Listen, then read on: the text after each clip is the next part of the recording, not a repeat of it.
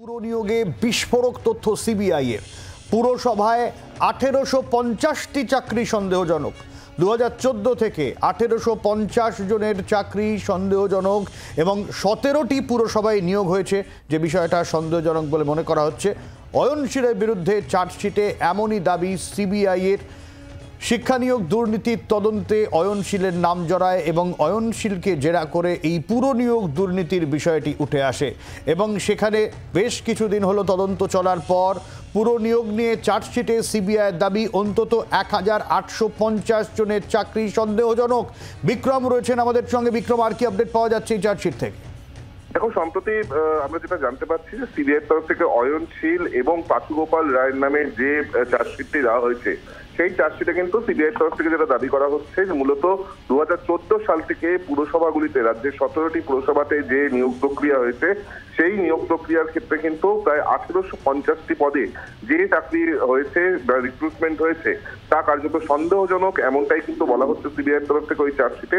এবং যেটা বলা হচ্ছে যে কার্যত সেখানে অয়নশীলের যে সংস্থা, সেই সংস্থার মাধ্যমে কিন্তু এই সমস্ত রিক্রুটমেন্টে কার্যত যে নিয়ম, সেই নিয়ম কিন্তু মানা হয়নি, নিয়ম না মেনেই কার্যত চাকরি দেওয়া হয়েছে। এবং আমরা দেখেছিলাম যে এর আগেও কিন্তু পাচুগোপাল রায় এবং অয়নশীলের বিরুদ্ধে চার্জশিট দিতে গিয়ে সিবিআই একই ধরনের অভিযোগ কিন্তু তারা এনেছিলেন।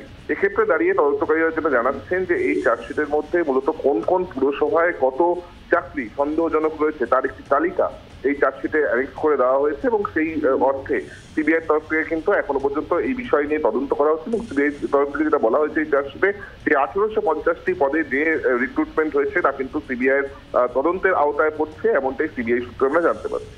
বিক্রম, সঙ্গে থাকো। অর্থাৎ 2014 থেকে এই 1850 জনের যে চাকরি, এই বিষয়টা হচ্ছে স্ক্যানারে রয়েছে। কিন্তু বিক্রম, এই যে সন্দেহজনক বলা হচ্ছে বা এই 35টি পুরসভার কথা বলা হচ্ছে, এক্ষেত্রে তার মানে এখনো পর্যন্ত কি নিশ্চিতভাবে বলা যাচ্ছে যে ভুয়ো নিয়োগই হয়েছে? সন্দেহজনক কথাটা কেন বলা হচ্ছে?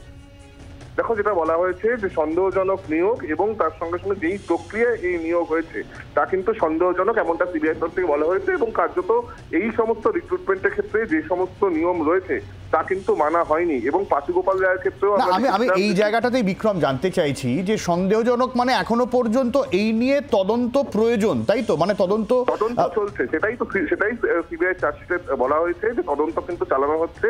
এবং এখনো পর্যন্ত এই যে 1850টি যে পদগুলির কথা বলা হচ্ছে, যে পুরসভায় 2014 সালের রিক্রুটমেন্ট, 14 সালের পর যে রিক্রুটমেন্ট গুলো হয়েছে, সেখানে কিন্তু এই 1850টি রিক্রুটমেন্টের ক্ষেত্রে সঠিক নিয়ম মানা হয়নি, এমনটাই তারা মনে করছেন। এবং এই 1850 যে নিয়োগ হয়েছে তা সন্দেহজনক, এমনটাই বলা হচ্ছে সিবিআই তরফ থেকে। এবং এই নিয়ে ইতিমধ্যেই তদন্ত চলছে এবং তদন্তের পর একেবারে সবিস্তারে সিবিআই তরফ থেকে পরবর্তী ক্ষেত্রে রিপোর্ট দেওয়া হবে, এমনটাই কিন্তু সিবিআই তরফ থেকে জানানো হচ্ছে এই চার্জশিটে।